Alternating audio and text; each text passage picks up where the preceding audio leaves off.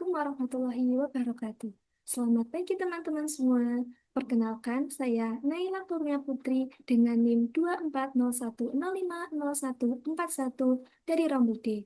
Pendidikan Guru Sekolah Dasar Universitas Negeri Semarang. Dosen pengampu saya, Ibu Atip Nurharini, SPD, MPD. Dalam kesempatan ini, saya akan memaparkan artikel saya yang berjudul Relevansi Filsafat Idealisme Immanuel Kant terhadap Pendidikan Karakter di SD 1 Garum. Tidak usah berlama-lama, yuk langsung saja. Pendidikan merupakan unsur penting dalam kehidupan manusia, karena melalui pendidikan manusia dapat mengembangkan potensi dirinya secara optimal. Dalam Undang-Undang Nomor 20 Tahun 2003 juga dijelaskan bahwa pendidikan adalah usaha sadar untuk terencana, menciptakan suasana belajar yang memungkinkan peserta didik untuk mengembangkan kekuatan spiritual, pengendalian diri, kepribadian, kecerdasan, akhlak mulia, dan keterampilan yang diperlukan bagi dirinya dan masyarakat.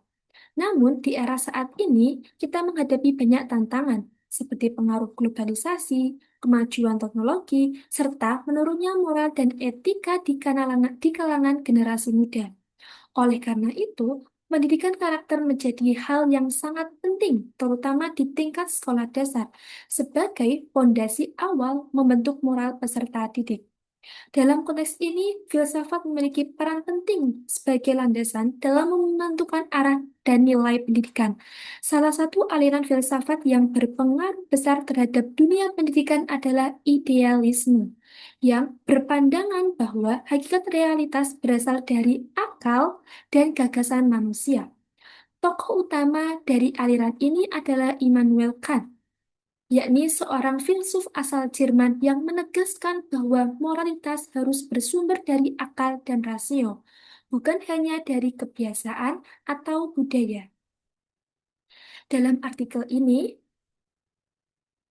rumusan masalahnya yakni bagaimana relevansi Immanuel Kant terhadap pelaksanaan pendidikan karakter di SD 1 Garong Lor dengan tujuan penelitian yakni menganalisis relevansi filsafat idealisme Kant dengan pendidikan karakter dan mendeskripsikan penerapan nilai-nilai moral Kant dalam praktik pendidikan di SD 1 Garong Lor. Metode penelitian ini yakni menggunakan pendekatan kualitatif deskriptif untuk menggambarkan relevansi pemikiran Immanuel Kant dalam pendidikan karakter di SD 1 Garong Lor. Subjek penelitian adalah guru SD yang dipilih secara proposif karena dianggap memahami penerapan nilai-nilai karakter di sekolah. Data yang dikumpulkan melalui wawancara semi terstruktur dan dokumentasi berdasarkan konsep utama kan seperti imperatif kategoris, otonomi moral, kebebasan, dan tanggung jawab. Hasil penelitian menunjukkan bahwa pendidikan karakter di SD 1 Garulok dilaksanakan dengan berbagai kegiatan pembiasaan dan keteladanan. Para guru menjadi contoh langsung bagi siswa dalam bersikap dan bertutur kata. Sekolah juga menerapkan budaya 5S, yaitu senyum, sapa, salam, sopan, dan santun untuk membiasakan sikap ramah dan hormat antar warga sekolah. Selain itu, ada program sekolah ngaji yang tidak hanya mengajarkan kemampuan membaca Al-Quran, tetapi juga menanamkan nilai-nilai kejujuran, kedisiplinan, dan tanggung jawab kepada peserta didik. Selain itu, kegiatan pembiasaan, sekolah juga memiliki program-program yang mencerminkan nilai-nilai moral dari pemikiran Immanuel Kant. Salah satunya adalah koperasi kejujuran, tempat siswa belajar bertransaksi tanpa pengawasan langsung dari guru. Kegiatan ini melatih kejujuran dan rasa tanggung jawab, sejalan dengan prinsip imperatif kategoriskan. Kemudian ada program kantung bintang yang memberikan penghargaan kepada siswa yang disiplin dan mengerjakan tugas tepat waktu. Selain itu, aturan kelas yang dibuat bersama siswa juga mengajarkan nilai kebebasan yang bertanggung jawab. Sesuai dengan pandangan Kant bahwa kebebasan sejati adalah menaati hukum dari akal budi. Nah, di sini ada beberapa dokumentasi dari berbagai program di SD 1 Garunglor. Yang pertama ada poster budaya 5S supaya anak-anak selalu ingat dan menerapkan budaya 5S di sekolah setiap hari. Yang kedua ada koperasi kejujuran, dan yang ketiga ada kantung bintang.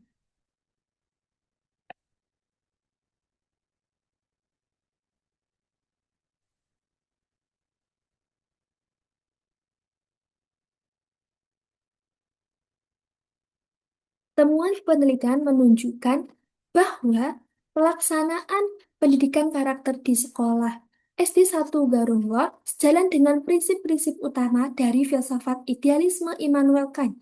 Dalam teori idealisme, Kant berpandangan bahwa hakikat realitas tidak terletak pada dunia fisik semata, tetapi pada akal dan kesadaran moral manusia. Dengan kata lain, sesuatu disebut benar atau bermakna bukan karena hasil atau dampaknya, tetapi karena ia sesuai dengan hukum moral yang bersumber dari rasio atau akal budi. Konsep ini terlihat jelas dalam praktik pendidikan di SD 1 Garung Lor. Para guru di sekolah tersebut tidak hanya berfokus pada hasil akademik, tetapi juga menanamkan nilai-nilai moral seperti kejujuran, tanggung jawab, disiplin, dan rasa hormat. Pendekatan ini mencerminkan pandangan Kant tentang imperatif kategoris, yaitu prinsip moral yang harus dijalankan tanpa syarat dan berlaku bagi semua orang. Misalnya, tadi adanya program koperasi kejujuran di sekolah.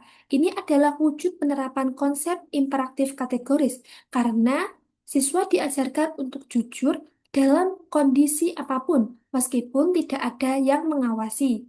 Selain itu, guru di SD 1 Garongwar juga menanamkan otonomi moral, yaitu kemampuan peserta didik untuk bertindak baik karena dorongan dari dalam dirinya sendiri, bukan karena perintah atau ancaman.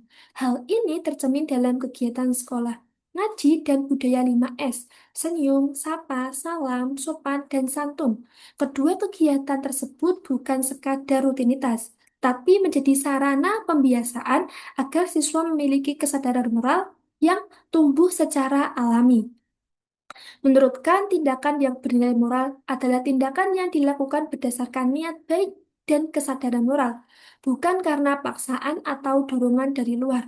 Artinya, ketika anak-anak terbiasa bersikap sopan atau jujur tanpa disuruh, mereka telah mencapai tingkat otonomi moral sebagaimana yang diajarkan oleh Kant. Lebih lanjut lagi, penerapan program Kantung Bintang dan aturan kelas bersama juga mencerminkan konsep kebebasan dan tanggung jawab dalam filsafat Kant. Dalam pandangan Kant, kebebasan bukan berarti melakukan apa saja sesuai keinginan, tetapi kemampuan untuk bertindak sesuai dengan hukum moral yang dibuat oleh akal budi sendiri. Ketika siswa di SD 1 Garunglor diberi kesempatan untuk menyusun aturan secara bersama, mereka belajar menjadi individu yang bebas, namun tetap bertanggung jawab terhadap aturan yang telah mereka sepakati. Hal ini membentuk kesadaran moral yang berasal dari dalam diri mereka, bukan karena tekanan dari guru. Nah, secara teoritis, konsep-konsep kali ini juga mendukung prinsip pendidikan karakter yang dijelaskan dalam pasal 3 Undang-Undang Nomor 20 Tahun 2003 tentang Sistem Pendidikan Nasional. Dalam undang-undang tersebut disebutkan bahwa pendidikan nasional bertujuan untuk mengembangkan potensi peserta didik agar menjadi manusia yang beriman, bertakwa, berakhlak mulia, sehat, berilmu, cakap, kreatif, mandiri, serta bertanggung jawab. Prinsip ini sangat sejalan dengan pandangan Kant yang menekankan bahwa pendidikan harus menumbuhkan moralitas universal dan kesadaran diri untuk berbuat baik. Nah, jika dikaitkan dengan landasan teori lainnya, seperti pandangan filsafat idealisme menurut Mubin 2019 dan Kristiana 2022, pendidikan bukan hanya soal penguasaan pengetahuan, tapi lebih pada pembentukan jiwa dan karakter peserta didik. Artinya, tujuan pendidikan sejati adalah mencetak manusia yang berpikir, bermoral, dan spiritual. Guru juga berperan sebagai model atau teladan moral, sementara siswa itu diajak untuk membangun kesadaran moral melalui pembiasaan, refleksi, dan pengalaman langsung. Hal inilah yang dilakukan oleh guru di SD 1 Garunglor. Mereka berperan tidak hanya sebagai pengajar, tetapi juga membimbing moral yang memberi contoh nyata atau contoh konkret dalam kehidupan sehari-hari di sekolah. Namun, hasil penelitian ini juga menunjukkan adanya tantangan. Salah satu kendala utama adalah kurangnya dukungan dari orang tua di rumah. Banyak orang tua yang masih menyerahkan sepenuhnya tanggung jawab pendidikan karakter itu kepada pihak sekolah dasar atau kepada gurunya. Padahal, menurut teori kan, moralitas hanya bisa tumbuh bila prinsip moral diterapkan secara konsisten dalam semua aspek kehidupan, baik di sekolah, di rumah, maupun di lingkungan sosial. Untuk itu, pendidikan karakter tidak boleh berhenti di sekolah saja, tetapi harus menjadi kolaborasi antara sekolah, keluarga, dan masyarakat agar nilai-nilai moral yang ditanamkan tidak hanya dipahami, tetapi juga dijalankan dalam kehidupan sehari-hari. Dengan demikian, hasil penelitian ini menegaskan bahwa pemikiran idealisme Immanuel Kant memiliki relevansi yang sangat kuat terhadap praktik pendidikan karakter. Sekolah dasar sebagai tahap awal membentuk moral anak memiliki peran penting dalam menanamkan nilai-nilai moral dan universal seperti kejujuran, disiplin, tanggung jawab, dan rasa hormat. Ketika nilai-nilai ini dibangun atas dasar kesadaran dan kebebasan, maka peserta didik itu tidak hanya menjadi individu yang baik karena aturan, tapi juga karena mereka memahami alasan moral di balik setiap tindakan yang mereka lakukan. Nah, di sini ada beberapa rekomendasi. Berdasarkan hasil penelitian, beberapa rekomendasi yang dapat dilakukan yakni guru perlu memperkuat keteladanan dan pembiasaan positif di sekolah. Pihak sekolah itu perlu menjalin kerjasama yang lebih intensif dengan orang tua anak-anak. Dan pendidikan karakter sebaiknya dikaitkan dengan refleksi moral serta rasionalitas siswa. Selain itu, filsafat pendidikan harus menjadi dasar dalam setiap kebijakan dan program sekolah agar pendidikan karakter itu memiliki arah dan nilai yang jelas.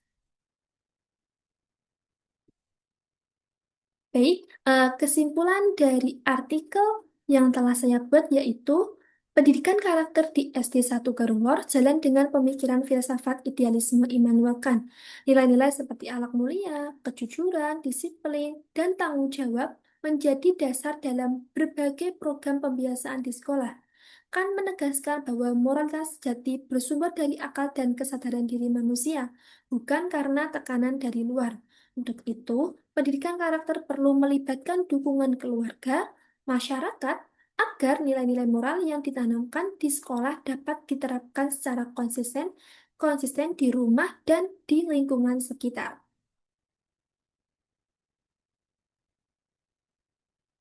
Sekian pemaparan dari saya, kurang lebihnya mohon maaf. Wassalamualaikum warahmatullahi wabarakatuh.